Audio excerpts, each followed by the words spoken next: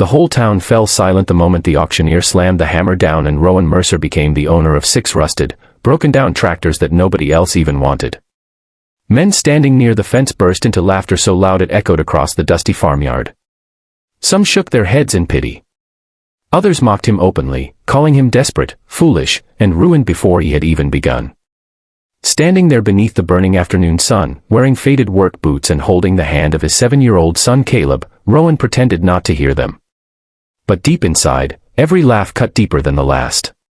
Because what those people did not know was that Rowan had just spent the last of his savings. Every dollar. Every hope. Every chance he had left. And if you believe kindness, hard work, and second chances can still change a life, take a moment to like, comment, share, and subscribe to Kindness Unlimited. Stories like this remind us that sometimes the people the world laughs at become the very people who inspire it. 3 years earlier, Rowan Mercer had never imagined his life would collapse so quickly. He had once owned a small but steady repair garage outside a quiet farming town in Iowa. It was not glamorous, but it paid the bills and kept food on the table for his wife Nora and their little boy. Rowan was the kind of man who worked with grease on his hands and love in his heart. He fixed engines all day and came home every evening carrying grocery bags and cheap flowers for his wife. Life was simple, but it was enough. Then came the winter storm that changed everything. Nora was driving home late one icy evening after picking up medicine for Caleb when a truck lost control on the highway. Rowan received the call just after midnight. By sunrise, his entire world had shattered. The funeral came and went like a blur of cold wind and silent tears. But grief did not stop the bills from arriving. The garage began losing customers. Rowan struggled to keep up with rent, insurance, and debt while trying to raise Caleb alone. Every night he sat at the kitchen table staring at overdue notices while his son slept beside him on the couch. People in town tried to help at first. They brought casseroles, offered sympathy, and promised support. But as months passed, kindness faded into distance. Rowan became the man everyone felt sorry for but nobody wanted to become. He worked harder than ever, sleeping only a few hours each night, yet somehow fell further behind every month. Eventually the bank took the garage. Most men would have given up then. But Rowan noticed something others ignored. Across the county, old family farms were disappearing. Younger generations were leaving. Equipment sat abandoned in fields, rusting beneath rain and snow. At auctions, massive tractors worth thousands once upon a time sold for scraps because nobody wanted the repair costs. One night, while Caleb slept at the tiny motel room they had moved into, Rowan sat staring at a notebook filled with calculations. He had spent years repairing engines. He understood machinery better than most college graduates understood computers. Slowly, an impossible idea began forming in his mind. He would buy broken tractors cheap, restore them piece by piece, lease them to struggling farmers, and eventually build something bigger than anyone expected. It sounded insane. And maybe it was. But desperation has a strange way of turning impossible dreams into the only path forward.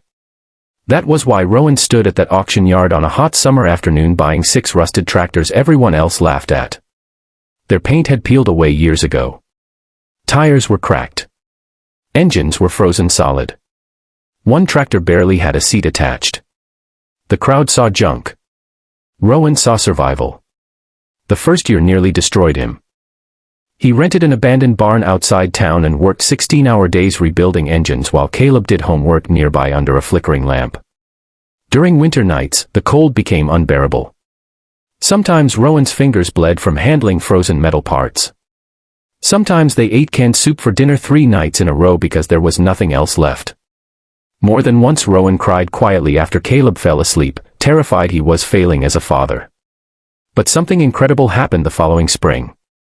One local farmer agreed to lease a restored tractor because he could not afford a new one. Then another farmer called. Then another. Rowan's repairs were solid, affordable, and reliable. Word spread slowly across neighboring counties. Farmers who had once mocked him began driving hours just to see the machines everyone said should have been scrap metal. By the second year, Rowan hired 2 mechanics. By the third year, he owned over 50 restored tractors and several hundred acres of neglected farmland that banks practically gave away because nobody else wanted it. But Rowan did not farm traditionally. He invested in sustainable crop rotation, advanced irrigation systems, and equipment sharing programs that allowed struggling farmers to survive without crushing debt. He treated workers with dignity, paid fair wages, delivered groceries to families during harsh winters, quietly covered medical bills for employees who could not afford treatment. People began noticing something unusual. Everywhere Rowan's business expanded, small farming communities started recovering. Shuttered stores reopened. Schools stopped closing. Families returned. And then came the moment nobody saw coming. A major agricultural investment firm from Chicago visited Rowan's operation after hearing rumors about his rapidly expanding network.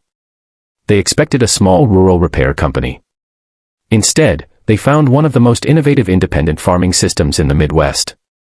Within months, partnerships were signed, contracts exploded nationwide, and Rowan Mercer Farms was suddenly valued at over $100 million. The newspapers called him a genius overnight. But the people who knew the real story understood something deeper. This was never about money. On the morning the valuation became public, Rowan drove back to the exact auction yard where everyone had laughed at him years earlier. The place looked almost unchanged. Dust still swirled through the air. Farmers still leaned against old fences drinking coffee. But this time, when Rowan stepped out of his truck, nobody laughed. Many lowered their eyes in shame. Rowan simply smiled and walked toward the old auction platform with Caleb beside him, now taller and older but still carrying the same gentle heart his mother once had. Rowan looked across the yard and remembered every cruel laugh, every sleepless night, every moment he almost quit. Then he did something nobody expected. He announced a new program that would provide low-cost equipment leases to struggling single parents trying to keep family farms alive. No hidden traps. No impossible interest rates.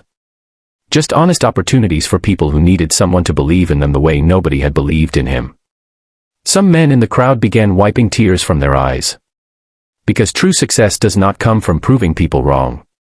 It comes from refusing to become bitter after they doubted you. As the sun set across the golden fields that evening, Rowan stood beside Caleb watching hundreds of acres sway gently in the warm wind.